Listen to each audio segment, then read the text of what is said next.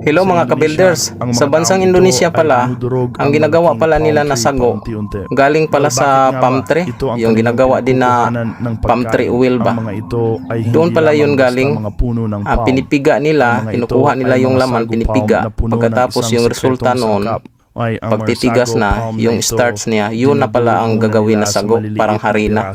Pero sa ibang bansa, kagaya ng India at saka sa South America, sa Peru, Mexico, Honduras, Guatemala, Brazil, yung ginagawa nila na sago, iba naman, galing naman sa tapioca pearl, yung ginagawa nilang sago doon. Galing yun sa kasaba na pinagkukunan din nila. Pero sa Southeast Asia, ito pala yung palm tree.